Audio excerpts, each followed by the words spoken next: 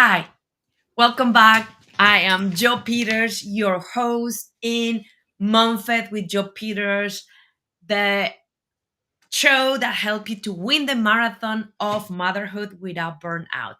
Welcome to the Spanglish World Network and the Her Network on Single TV channels 250 and 251. Please remember to download the Single TV app in the respective iOS and Android devices. While you are downloading, make sure to rate and leave a comment. The app is free. Singo TV is also available on Google Chromecast, Amazon Fire, Fire TV, Roku, and Roku Stick in all the smart TVs since 2016. And if you are not follow me on Instagram yet or Facebook, go ahead in your phone as you are watching the show and follow me, Joe Unicorn Coach. I handle my social media personally. And if you are having a question, a challenge, or you are just overwhelmed with a specific topic about motherhood, send me a message. I would love to talk to you. And if I cannot help you and I don't have the answer, I will find somebody like Michelle that will come to the show because our mission as a sisterhood is helping you to know that you are not alone in this journey, that motherhood requires a village, and we are this village for you.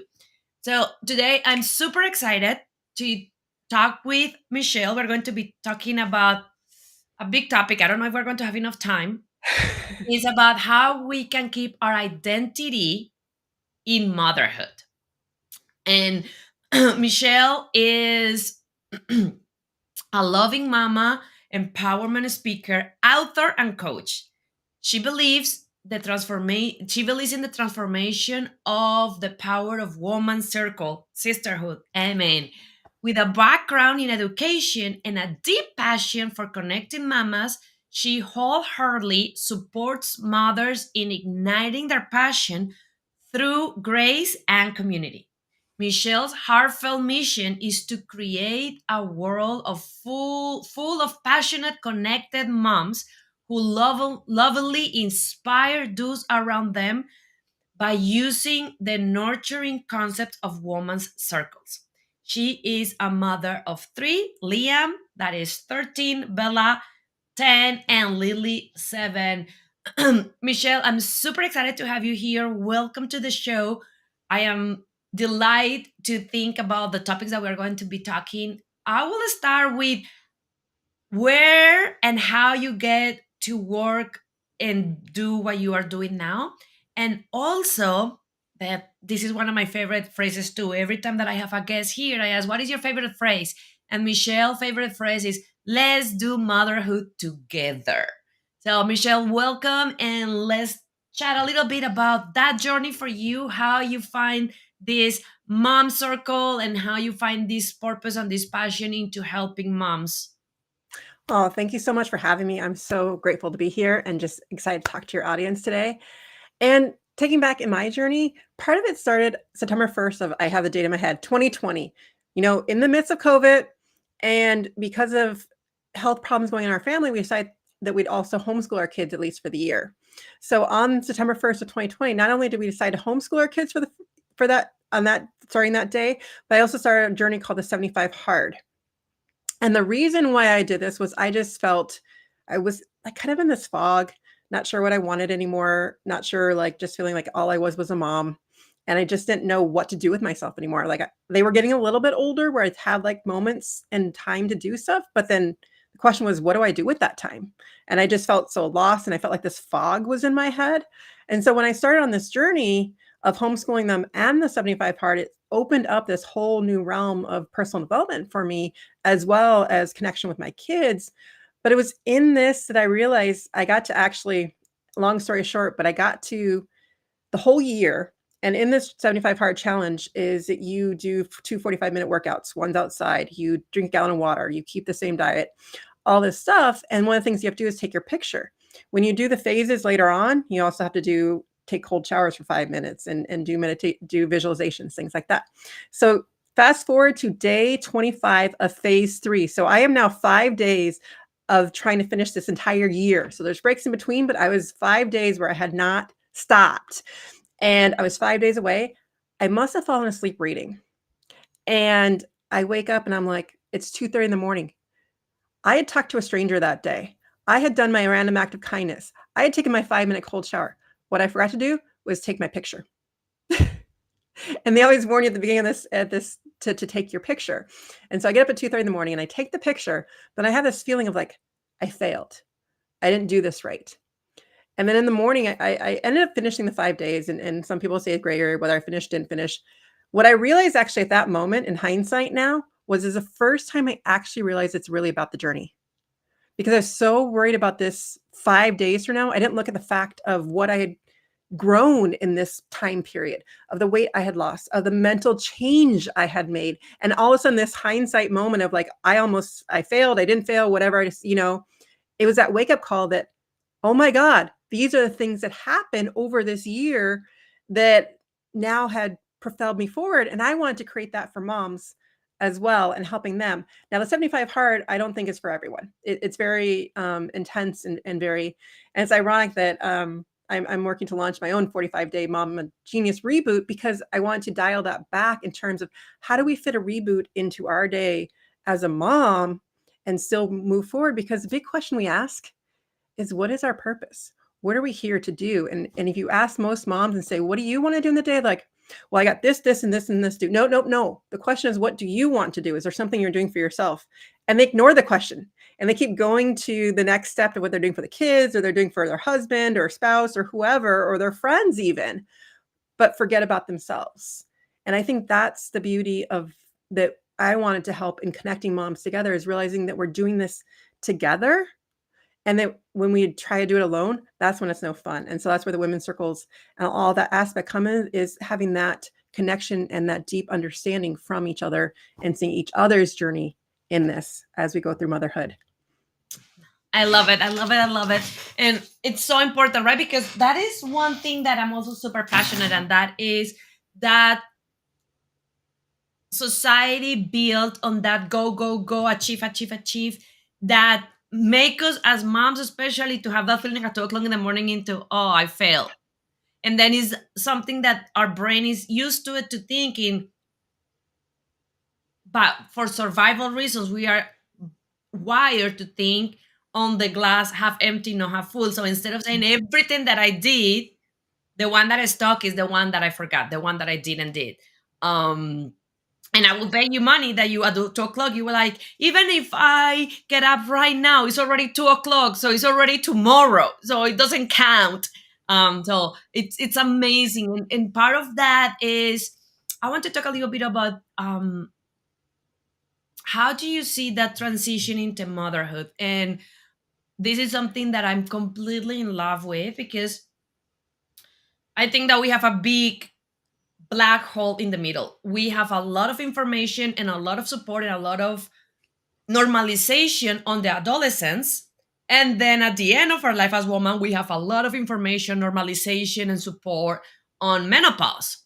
That we as society fail to take care of the middle one, and that is matrescence. And that name was created like 50 years ago. When I find out about it, I was like, I cannot believe that this exists for over 6 decades and it still is not normalized. And that is that transition when we as female become moms. I was going to talk little bit about that transition in matrescences, and then how do you see that struggle and that journey and that path on understanding my own identity, how that identity is shifting, and how it's shifting to become something more without losing myself. Well, I think the shift of identity happens so quickly without us even realizing, especially because sometimes we hide, like as you said, behind that busyness. As moms, we're just like, I'm busy, I got to do this and this. And really, it's a mask for saying, I don't want to think about who I am or what I want. I'm just going to go do, so I don't have to think about it. And so that already right there starts to change our identity, because we're no longer able to focus on ourselves as much. And so we just kind of release that right away for many of us. And for me, what I also notice is 5 years later, as the kids are starting to get a little bit older and I'm not in that survival mode anymore, what I didn't realize was all the no's I said along the line changed my identity. And I'm not saying no's are bad. I'm not saying if you're tired or things like that don't go out. What I'm saying is be conscious of those decisions, to start realizing as a new mom, every no I'm going to say, like, all of a sudden, like, I have the opportunity to go out with a friend, but I'm too tired, or I just think I'm not going to even try. That no is going to just, they're going to compound on each other. And so you're making that decision consciously rather than subconsciously. And so when you start to recognize and look at, because we do need to start to discern what are we going to say yes to and what are we going to say to as well, because as moms, we're also yes, yes, yes to all the volunteer activities, to all this. But does that align with who you are? Are you saying yes because you think you need to people please other people, or are you saying yes because you actually want to do it? And so making those distinctions as a mom by first identifying what are your values right now where you're at. What are your core values? Your top 3, 2 or 3. When you define those, then you start asking yourself, is this activity aligned with that? Or am I saying yes just because I think I need to do this on the PTO? Or I think someone's going to look at me bad because I don't do that. And you know what? They're going to find someone else who's going to do it if you say no. But it's more that you're making those decisions consciously rather than subconscious. Because when you do it subconsciously, all of a sudden you're going to wake up like I did 6, 7 years later and go, I have this huge fog. I don't know who I am anymore because I didn't make those decisions consciously. I made a lot of subconscious decisions thinking I needed to do these things. I need to people please. And I love that. It's so many things that you said that were so powerful. The first one is that all or nothing mentality that is killing moms around the world, like literally killing moms mentally, emotionally, and physically. And the example that Michelle put is perfect. Oh, I really want to get out with my friend, but I'm so tired. Immediately we go into all or nothing. Well, but if I go with my friend, I have to take a shower and put makeup and put nice clothes and drive 35 minutes, or I can stay home. And then one of the things that I talk with my in my groups, in my clients, is those 50 shades of joy of like, why we don't start claiming what we want consciously and call and say, I really need some friend time right now, but I'm freaking exhausted. Can you just come to my house and we can stay in our PJs in my bed and sip tea or wine in my bed? And I will promise you that your girlfriend is going to be like, I'm going to be right there. It's about us to learning that we don't have to choose. We don't have to either go outside and spend all that time and energy. That is, in those cases, why we say, oh, but I'm so tired. I will prefer to stay home or not see our friend. So I love how you say that on the conscious yeses. The other one is that I always say every yes require a no. And then what happened for us moms is we say yes, yes, yes, yes, yes to everybody else. And then at the end of the day, who stays with all the no's?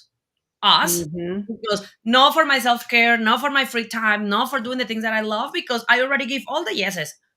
We wish that we were goddesses where our yeses were unlimited. But the reality is our yeses are not unlimited. We have a limited amount of yeses because unfortunately we have a limited amount of time. So I love how you are putting that into the consciousness.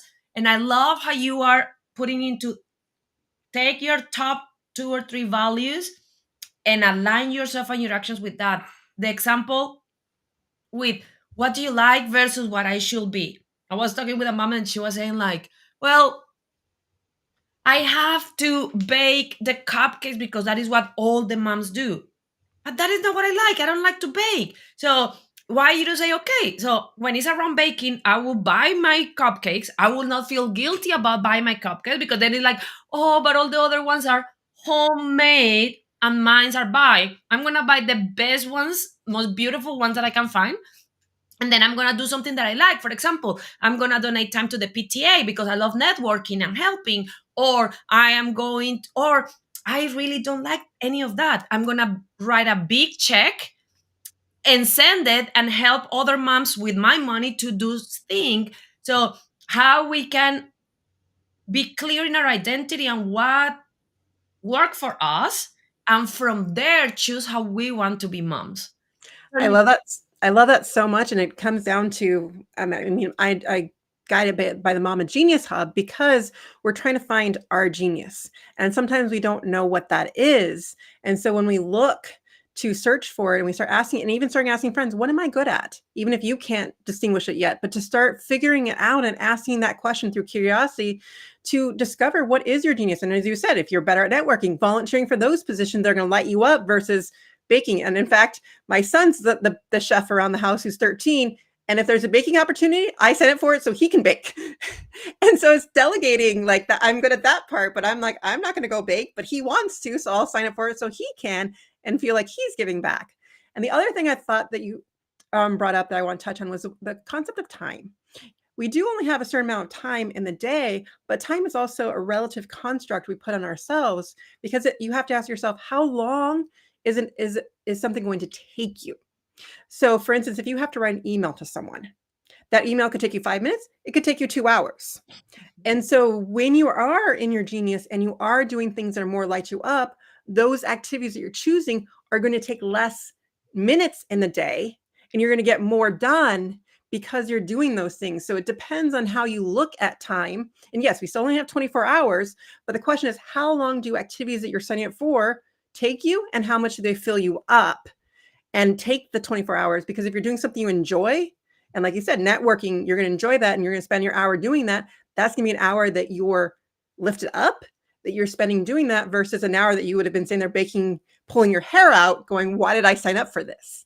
And so that's the concept of time, is how are you using your time and how long are activities taking you that you actually want to do?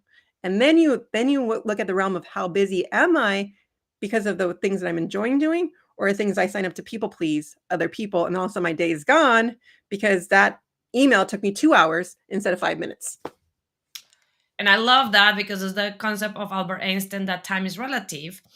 And it's true. It's we sabotage ourselves sometimes because when we force ourselves to do what we should do instead of what we want to do, by default, it's almost like karma is going to take us longer. It's going to be slower. So I am a big fan of conscious decisions. So let's go talk a little bit more about that. How the moms and the moms to be that are watching us around the world can start practicing the difference between making a conscious yes or a conscious no. How we go from that fog that you said into creating the habit to be conscious into what we say yes to and what we say no to without that pressure of the guilt and the shame for the yes or the no. So I like to look at it in my framework called check-in. And so check-in itself just means checking with yourself and figuring out where you are, first of all, just with your mood or your feelings. And again, it's not judgment that you're judging yourself. But the first C in check-in is curiosity. So that's how we start with this process, is checking in with ourselves and asking those questions. What do I like to do? And to actually start determining so the H is honesty, where you're going into figuring out those core values. And so when you start combining those two things, those are the first steps, because you need that baseline. You need that baseline of what do I like? What are the things that I value? And then making your decisions based off of that. But if you have nothing to baseline on it, you're just gonna be like juggling here, here, and here and thinking, I need to do that because this person wants me to do it, or I need to do that because my husband said to do that. And so you need to have a baseline to make these decisions against, which comes first of all by starting with curiosity, because frankly, you look at your 3-year-old, they're going to ask over 100 to 200 questions a day, right? But even look at your older kids or older kids around you, by age 12 or 13, they stop asking those questions. So by the time we get to age 25, we only have 2% of people thinking outside the box. So somewhere along the lines, we lost that sense of curiosity. So as moms, though, we're in the best spot to look through the lens of the younger kids and use them as our guide to bring it back. And when we just start asking the question, I don't need to have this answer right now. What do I like doing? But it's like getting a new car. You get that new car and you activate that RAS system, which is your reticular activating system. You start seeing that new car everywhere. Well, you start asking your subconscious, what do I actually like doing? What do I enjoy doing? For instance, playing an activity with your kids. Are you a Lego builder with them? Or would you rather draw? I hate Legos, but my daughter asked me to draw. I'll go sit down and draw with her. So even honing in on the activities you like doing with your kids gives you better connections, because they're like, oh, I'm going to go to mommy when I want to draw. I'm going to go to daddy when I want to play Legos. And that will create the better connection with you guys. But again, that starts with that curiosity of actually asking the question, because again, in the busyness, we mask it and avoid it and say, I'm too busy to think about that. So I simply invite you to ask the question, what do I like doing and what am I good at?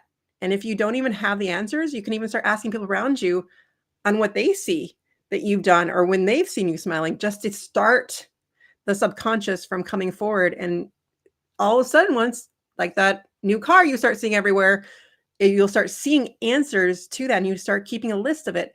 When you get that list, then you start to prioritize and decide my yeses and my nos when I have my list and I have my core values as my baseline to go against.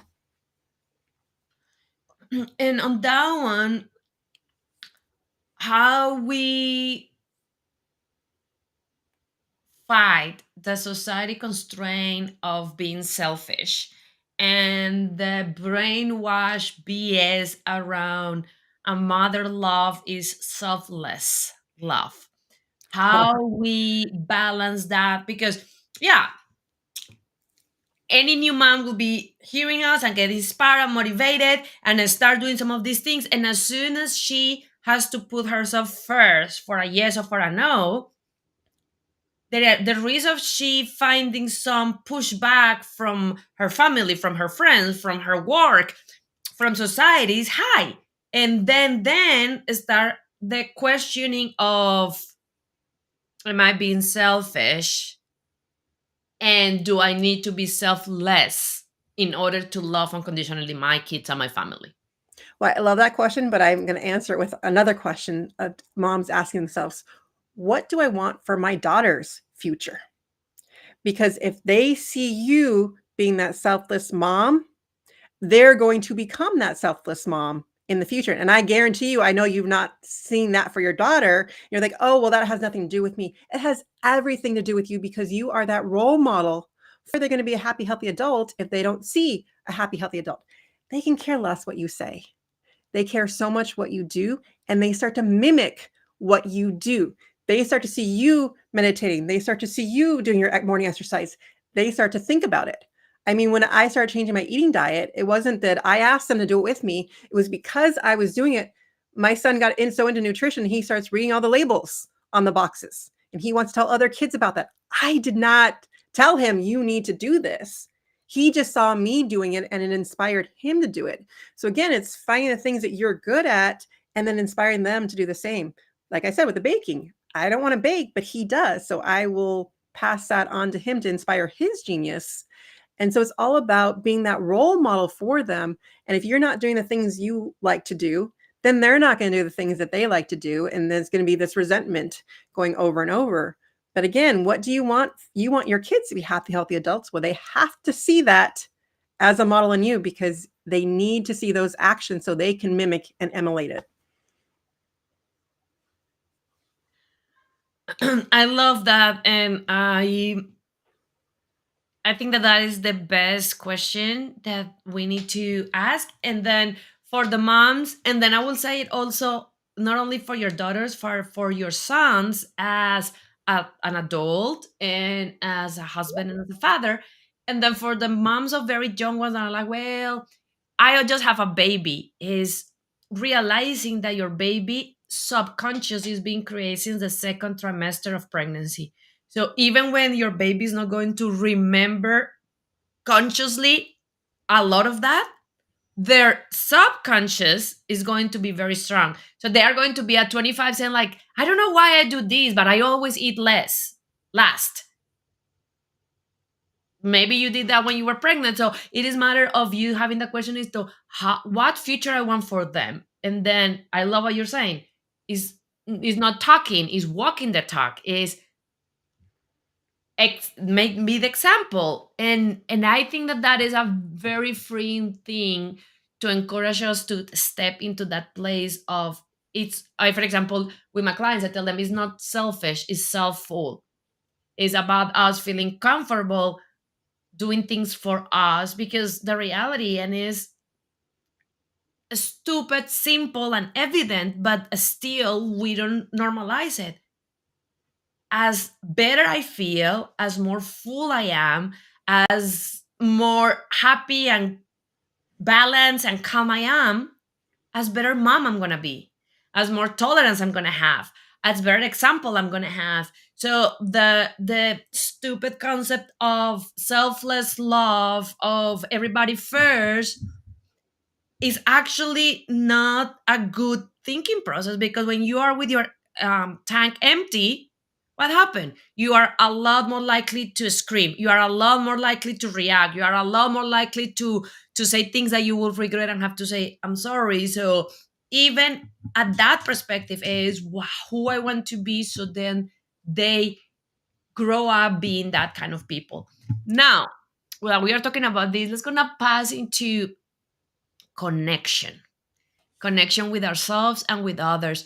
Um, I had that struggle when I became a mom because when I was single, it was very easy. Like I had friends around the world, and if I was missing somebody, I would just take a plane and go and visit them for a week or 2 weeks. Nothing at all. But when I had a baby, then I start craving that connection. And then for a long time, like talking about the power of your mind, because my belief was all the moms are busy and this is how things are. The moms that I was attracting in the first couple, in the first period of that time, were moms that were never available. Like no matter how much I tried for us to connect, there was never available. No, I cannot. So then that reinforced that, like being a mom is a lonely environment, and and that it is what it is, and this is what I had, and I have to compromise to this is my reality. But then later in the year, I was like, screw this. No, I'm not okay with this. And then as soon as I start actively having the clarity of my values of this is important for me, I actually start attracting other moms that had babies as small as ours, but that had that as a priority as well. And now I have a group that no matter what, we meet once per month, is in the calendar for the entire year. So is that how we don't compromise that connection with ourselves first and then with others, under that label of, well, motherhood is lonely, and when I become a mother, then things change, and then nobody has time because we are all busy being moms. Let's gonna talk a little bit about that.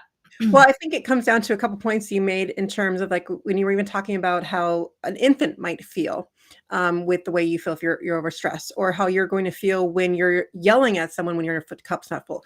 It's the energy that we give off. It's the energy that we feel inside our body. Do we have enough?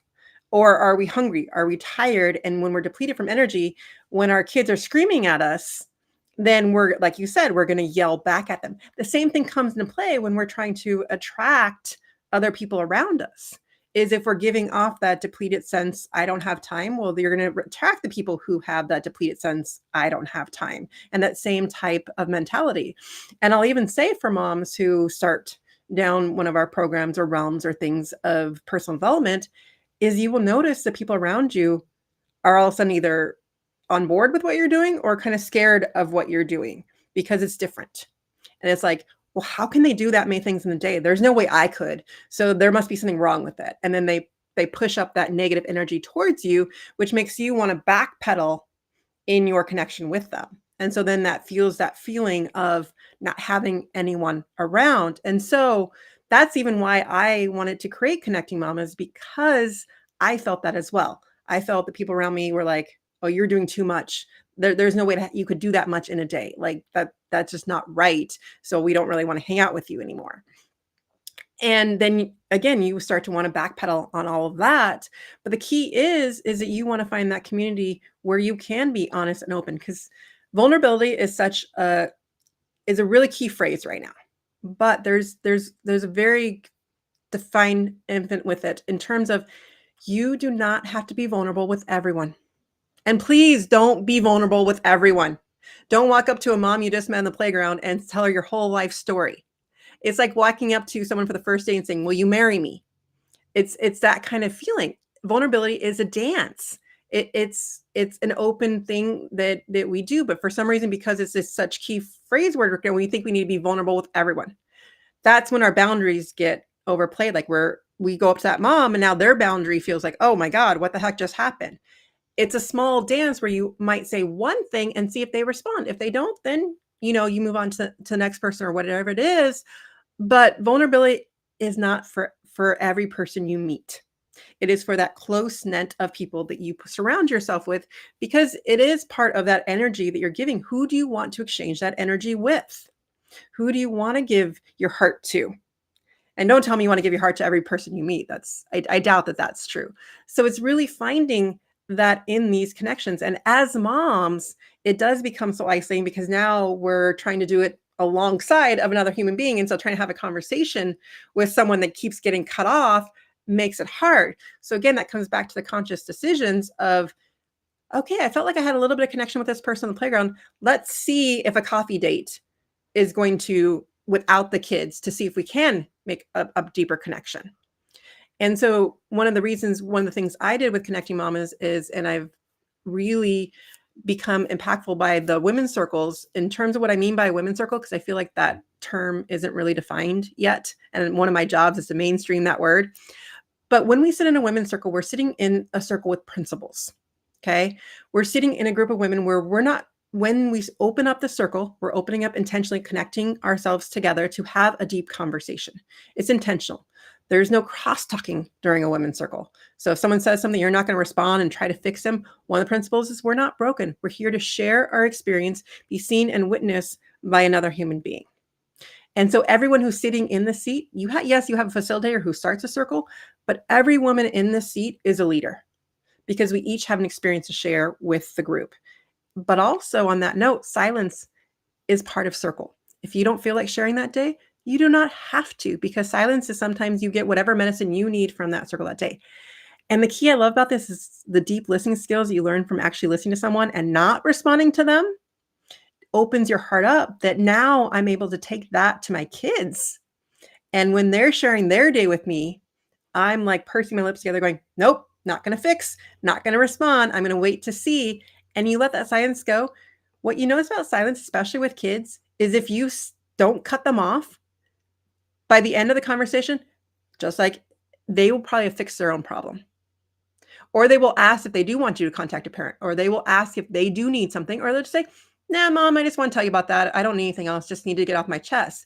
But as moms, we get that mama bear in us and want to take over. So Circle not only brings women together in this community to share who we are, because there's two ways to get thoughts out of your head. You write them down on paper, or you get seen and witnessed by someone else. And finding that vulnerable community where you can be seen and witnessed without the judgment is hard. So I encourage people to either find that for themselves and create it, or to come join one that already exists. Because sometimes it is easier to find a group of women strangers that won't be strangers for long, but to start that way, and you're in different parts of the world, that you know that they're not going to be down the street from you. So you're able to get that off, what you need off of your chest, in a way that moves you forward. Because we have these thoughts in our heads, and the more we get them out, the more we calm our nervous system down. And that's really what it is when we're talking about the energy and stuff with our kids. It's our nervous system. We have this ingrained ability in us that there's a lion out here, that we have to save ourselves from the lion. That's ingrained in us. So we have that fight or flight just directly in front of us. And so it's our job to navigate that and to calm that down through the different ways that you do your self-care. And when you regulate your nervous system, then it helps to regulate the ones around you and brings in the practices. For instance, my son and I do Qigong together, which is an ancient form. It's similar to Tai Chi. And so we do that together, and I can see the difference in him. And again, I offered to him, I didn't say you need to do this with me, but the more they see what you're doing, the more they're curious and they find some of those aspects they want to do with you. And I think that's what all is all about with the connection, is making those things and having those genuine connections, that you're not trying to people please with the friends, but you're starting that vulnerability share. Again, not quickly, not more than a first date. Think of every time you share a vulnerability, it's like that date build up. Like you're not going to marry them till way later. And so you shouldn't be deep vulnerable with them until that point when you feel like you could marry them in that same sense, and building that up. And that's how we get the deep connections. And I love how in this topic you circle back into, as more you do it for yourself, as more you're going to be able to do it for your kids. And as more as you do it for your kids, as more they're going to develop the skills.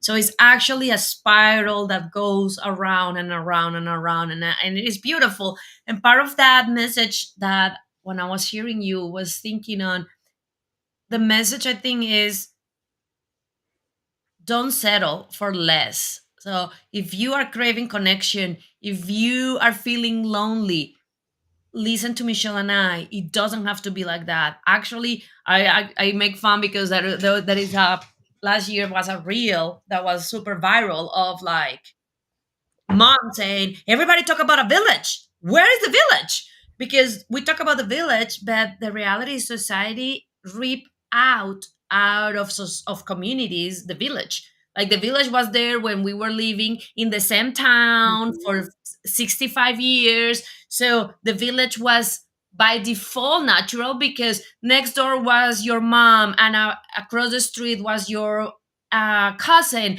and diagonal was your best friend that went to school with you since kindergarten. So the village was by default there for you when you have your children. But now we are all alone. Sometimes, if we are lucky with a partner in a different part of the world, for some of us, for some of them are also single moms, so they don't even have the support of the partner. So it's understanding that you don't have to settle. And yeah, it sucks. We should have that default village Yes. that empowered, that claiming your own voice, so saying I need that and I deserve that, so I'm gonna take the action. Either finding a group like Michelle's, getting like that, or like I was telling before, creating it yourself. Be vulnerable with your friends and do it. Like I will tell you a little bit of this story that happened.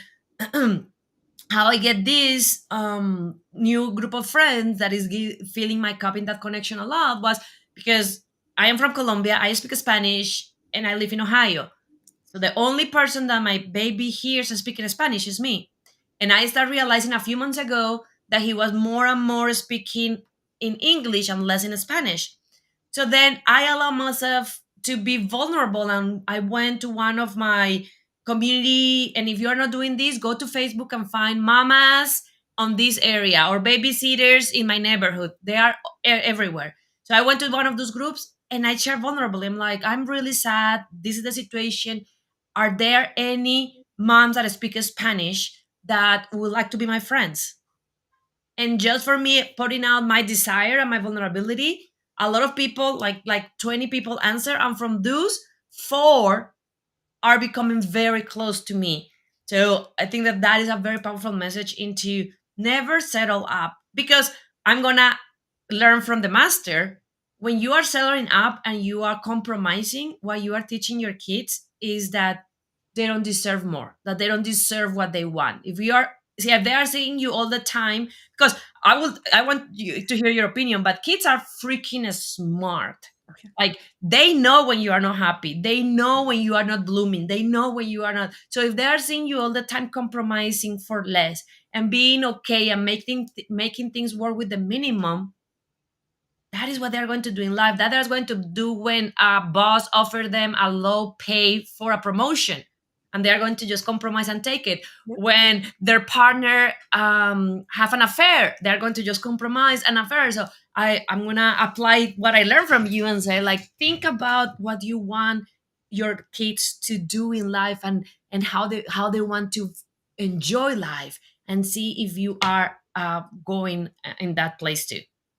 I mean, the key is, who are you really when no one's watching? And that's the example you want to set for your kids, but that's what lights you up, is who are you as a person, and really defining that for yourselves. But again, as moms, we get lost in the busyness and don't want to think about those things. And so that's why I also implore with the women's circle, is because we are busy. We do have a lot of activities and things going on the day. The women's circle cuts that down. It's doing the deep work that you might read a personal development book and go, oh, I'm going to do some of these things and like take all these notes and then not actually apply anything. This gives you a chance to have those conversations, like you spark those ideas and you finally speak from the heart and learn who you are without having to do it by yourself. And that's the key, I think, is that we're, as women, we're ingrained for connection. It's ingrained in us, I think, even more than men. I mean, men have it too, but we used to be the gatherers. We used to sit by the lake and wash our clothes together, and we'd have talking while we're doing those activities. Now we're sitting, like you were saying, and we're in our little boxes, our little houses, driving from all these places without that connection. I mean, we're not carpooling with another mom. We're taking other kids. We're not having that conversation while we're driving anymore. And we might have those conversations at the events, or people sit there with their phones or their books and keep to themselves. And so if the desire's in you, it is implorable that you do need to create it or find it, because it does exist, but it's not that it's just going to come to you. And that's what it is about this, is we're like, well, if it doesn't come to me, I'm just going to give up. And so it really is, for instance, where you're talking about the kids as well, in terms of the circular part of it, is now my kids will like, all right, mom, I think you need to take some deep breaths. You need to do this exercise. You need to do this. They see it, and we're human. We're going to make mistakes, but we're trying to model for them that it's going to happen. What do we do when we do lose our cool? Do we just walk away, or do we go and apologize to them? Do we take accountability for actions? And that's what I want to teach them. And especially with my son, I've been like, you need to take accountability for what you did. I understand you're going to make mistakes, but if you don't learn from this situation, then I'm going to be mad. And it's that we're learning and that we're taking accountability and we're trying to do better next time. We're still going to make mistakes. We don't know what we know until we know it. But that lesson, now we know it, you do it again, that's when the problem happens. But we're human. It's going to happen. But it's creating that kind of conversation in between you and your kids and your family, that what happens when we do make those mistakes. Like, I yelled the other day. I hate doing it. And it's funny because my husband will do this move to me, put his hand down and say, calm down. And we were in the car one time. I looked at him, I go, why are you doing that to me? You do it and it's fine. He's like, yeah, but you hardly do it. So when you do it, I know something's wrong. But that's what it is. When we start to regulate our nervous systems, we don't do it as often or for as long. All of a sudden we do, and we're like, oh, we made that human part of us, but all of a sudden we recognize it quicker. We're able to respond quicker to it and change that, versus before I could remember having huge screaming battles with my son. And it was more because I was focused on, I think, my own need for belonging. I was worried about him not having friends. And I would focus on, who'd you hang out with? Who were you talking to? And he had no one to talk to. He didn't want to focus on that. And again, then we start switching to talking about cooking and gardening. And all of a sudden we're having deep, intimate conversations because I'm not focusing on something that wasn't important to him. It was my own need of belonging, not his. He was fine with that. And so I had to let that go to have a deeper connection with him. And so again, it's looking at that genius in each of you and your kids and not pushing them something that you want for them. I was pushing him to have more friends. He had no desire to do that. When I finally talked about his desires, now we have a much deeper connection. I love that. And I knew that this was going to happen, that the time is flying. Before we start wrapping up, I would love to also picking your brain and get your wisdom into respecting and creating rituals to connect with ourselves. Because circle back completely to the beginning of the show, and what you are an advocate for is to keep our identity in motherhood. And one of the things is, when we are so focused on the external, on the kids, on the partner, on the friends, on connection with others, that we don't have that non-negotiable on time to connect with myself, time to review my values, time to review what I like. Because the other thing that I see, also coming from corporate America, is that we as moms think that, oh, as after I decide something, that's it. It's going to be like that until the day that I die. And that is not true. Like, being an executive in Fortune 100 companies, the most successful companies review and adjust their goals and their values and their mission and their vision every year, to every 1 to 3 to 5 years at top. So, but when we are not having that connection with ourselves, we don't have that barometer to say, 3 years ago, my main value was, I don't know, connection. But now that I'm having this with my kids, that is not my biggest value. It's okay to change it and say that value is going down in the list. And now my biggest value is happiness. So, how we can work on that ritual of connection with ourselves? Well, it comes down to one word: intention. And it's how we set things up. Because so for those of you that want a quick way, I have connectingmamas.com/gift. It's 10 ways to restart your morning in 1 minute as a busy mom, because it's really about the intention.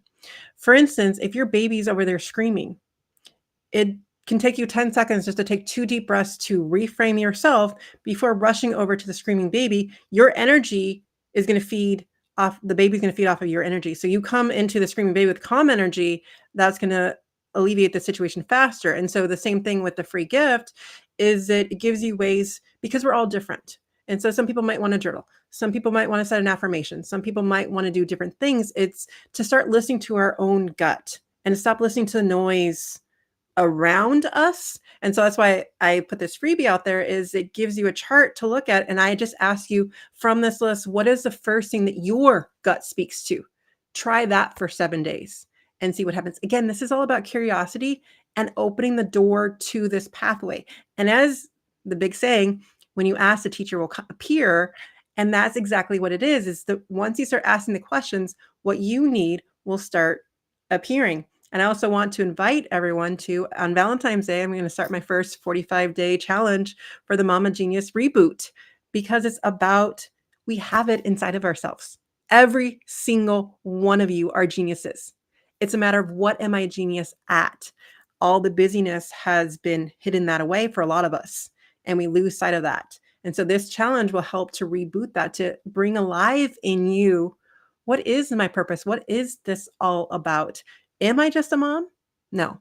The answer is no. I'm going to tell you that right now. You are so much more. And what do you want to give back to the world? Because I know all of us in us have something to create. And so Mama Genius isn't just about having a baby. It's about creating the genius and the birth of whatever it is that we need to get out into this world. Is it a book? Is it a podcast? Is it better connection with this person? Is it that I'm losing weight? What is it that I need to do to get out of me right now? And again, as you were saying, that's going to change as we get better at the things that we want to do at. But again, it's coming back to, what are we good at? And then how to propel that forward. So I want to invite you to either one, come restart your mornings, because it is about the morning.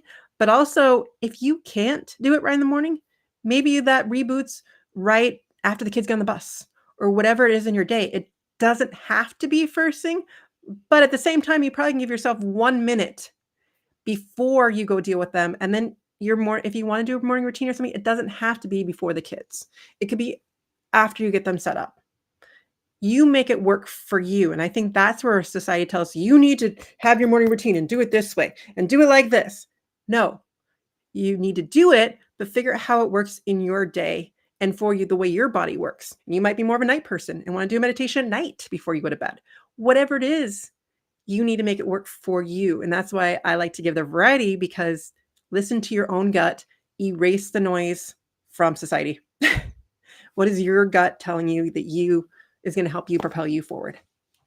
Thank you so much, Michelle. And I will just finish that with a little reminder for all the moms that I want keep more and more moms saying it is, please do not read the book, The 5 a.m. Club. And please don't take advice of routines and habits from males, because it's not going to work. And you trying to make that is going to just give you frustration. So I love how Michelle closed the episode into, it needs to work for you. And the only way that is going to work for you is when you are learning and around people that, not by theory, because all those males are telling you by theory, they studied 20 years, not by theory.